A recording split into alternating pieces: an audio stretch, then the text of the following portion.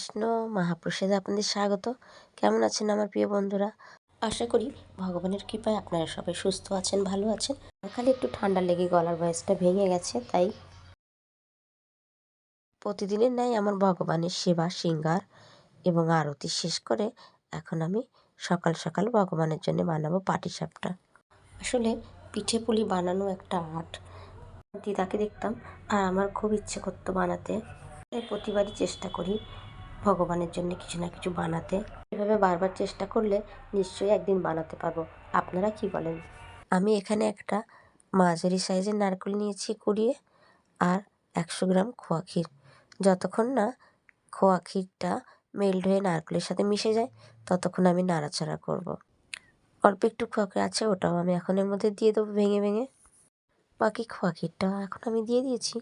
এবারে খুব ভালো করে নেড়ে চেড়ে এটা আমি এখন মিশিয়ে নেব, এবং একটু গলে গেলেই এর মধ্যে আমি এখন দেব নলেন গুড়। এখানে আমি 200 গ্রামের মতো নলেন গুড় দিয়েছি। একটু একটু করে নলেন গুড় আমি মেশাতে থাকবো, একেবারে পুরোটা দেবো না।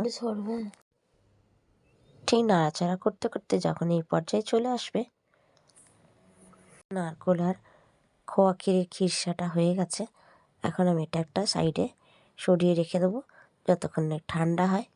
এটা ঠান্ডা হলে একটু জমে যাবে। খিরসা ঠান্ডা হচ্ছে ততক্ষণ আমি একটা চালের গুঁড়ি ঘোল বানিয়ে নেব, যেটা দিয়ে পাটিসাপটার বেসটা বানাবো। এখানে আমি দিয়েছি 200 গ্রাম আতপ চালের গুঁড়ো এবং 50 গ্রামের মতো ময়দা। এখন একটা ননস্টিক প্যান নিয়েছি, প্যানটাকে খুব ভালো হিট করে নিয়েছি। এবার এর মধ্যে আমি দেব, বলতেই ভুলে গেছি, এর মধ্যে আমি সামান্য লবণ দিয়েছিলাম। প্যানটা খুব ভালোভাবে হিট হয়ে গেছে। এখন এর মধ্যে আমি 2 চামচ আতপ চালের ঘোলটা দিয়ে দেব এবং পাতলা করে একটা সরু চাকলির মতো বানিয়ে নেব। খুব ভালো করে গরম জল দিয়ে আমি ঘোলটা মেখেছিলাম, সেজন্য খুব ভালোভাবে ছিদ্রগুলোও দেখা যাচ্ছে, যেটা সাধারণত পাটিসাপটার মধ্যে হয়। এই এয়ার পকেটগুলো ফেটে যায় বলে এই পাটিসাপটার বেসটাও জালিদার হয়, দেখতে খুবই ভালো লাগে। শেপটা আমার একটু তেড়া বেঁকা হয়ে গেছে। এখন আমি এর মধ্যে দিয়ে দিলাম খিরসাটা 2 চামচ। এটা দিয়ে ভালো করে হালকা হাতে রোল করে নেব। তবে বেশ কয়েকটা পাটিসাপটা আমি বানিয়ে নেব। চলুন আবারও একটা আপনাদের আমি দেখিয়ে দিচ্ছি। আসলে অনেকেই বলে যে বিউলির ডাল না দিলে সরি চাকলির যে জালিদার ব্যাপারটা, এটা ঠিক আসে না। ঠিক তা নয়, কিন্তু এখানে আপনারা 1 পিঞ্চ খাবার সোডা দিতে পারেন, কিন্তু এখানে গরম জল অবশ্যই ব্যবহার করতে হবে।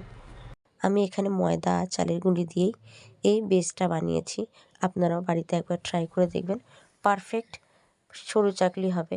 আমি আমার আগের ভিডিওতে সরু চাকলির সেখানে এই রেসিপিটা দেখিয়েছি, খুব ভালোভাবে লক্ষ্য করলে দেখতে পাবেন। আমি আবারও একটা পাটিসাপটা বানিয়ে নিলাম। এভাবে বেশ কয়েকটা পাটিসাপটা বানিয়ে নিয়েছি। এখন ঠান্ডা হলে তুলসী পত্র দিয়ে আমার প্রিয় লাডলি গপুকে ভোগ নিবেদন করব। আপনাদের কেমন লাগলো আমার এই পাটিসাপটা রেসিপি আমাকে কমেন্টে লিখে জানাবেন। আর যদি একটু ভালো লেগে থাকে তাহলে প্লিজ একটা লাইক দিয়ে ভিডিওটা শেয়ার করে দেবেন। বন্ধুরা, আমি পিঠে পানা সেভাবে বানাতে পারি না, তবে ছোটোবেলায় আমার দিদির কাছে যেভাবে শিখেছিলাম এখন আমি চেষ্টা করি মাঝে মাঝে সেগুলো বানানো। আজ তাহলে এ পর্যন্ত বন্ধুরা, আবারও দেখা হবে খুব শীঘ্রই নতুন কোনো ভিডিওর সঙ্গে। হরে কৃষ্ণ।